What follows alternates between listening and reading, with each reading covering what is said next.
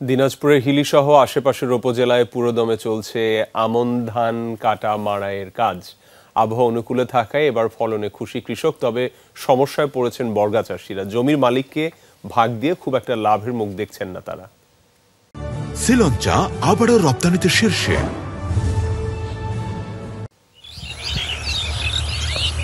পাকা ধানের সোনালি শীষে ভরে গেছে ফসলের মাঠ। আমন ধান কাটা মাড়াইয়ে ব্যস্ত সময় পার করছে কৃষক। এমন চিত্র এখন দিনাজপুরের হিলিসহ উত্তরের বিভিন্ন জেলায়। আবহাওয়া অনুকূলে থাকায় চলতি মৌসুমে আমনের আবাদ হয়েছে বেশ ভালো। তবে সার, কীটনাশক সহ কৃষি পণ্যের মূল্য বৃদ্ধিতে বেড়েছে উৎপাদন খরচ।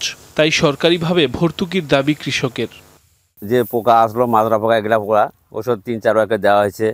দেওয়ার পরে ফসল যেটা হয়েছে দাম হিসাবে লস হবে না। সব জিনিসের দাম বেশি, এই হিসাবে মনে করো ধানের দাম যেও আনা হচ্ছে তাও ফির ডাবে যাচ্ছে বাজার, তাতে মনে করো কোনো পত্তা কমই হবে। যে খরচ সেই দামটাই উঠিচ্ছে, অতিরিক্ত লাভবান হতে পারছে না। যদি সারের দাম কম হয় তাহলে কৃষকেরা লাভবান হবে, খরচ কম হবে।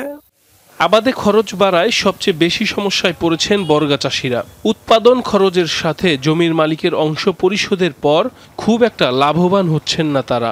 দ্রব্যমূল্যের ঊর্ধ্বমুখীতে সংসার নিয়েও দুশ্চিন্তায় দিন কাটে তাদের। গতবারে দিয়েছে 500 টাকা, এবারও 500 টাকা, এই করে পোষাবে আমার। প্রত্যেকটা জিনিসের দাম বেশি। এত দাম হলে তো আমাদের মনে করেন যে 500 টাকা লেবারই হাজিরা দিয়ে তো করতে হয় না। তো মৌসুমের শুরু থেকে মাঠ পর্যায়ে কৃষকদের দেয়া হয়েছে নানা পরামর্শ। আগামীতে সেবা কার্যক্রম আরও বাড়ানোর আশ্বাস উপজেলা কৃষি বিভাগের।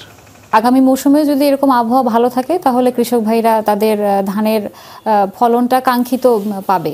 তো আমাদের কৃষি বিভাগে যে প্রচারণাগুলো সেগুলো আমাদের মাঠ পর্যায়ে উপসহকারী যে কৃষি কর্মকর্তাগণ আছেন তারা সেটা প্রচারণা চালিয়ে যাচ্ছেন। এবার হাকিমপুর উপজেলায় ৮১১৭ হেক্টর জমিতে রোপা আমন ধান চাষ করা হয়েছে। সাইফ আহমেদ, যমুনা নিউজ।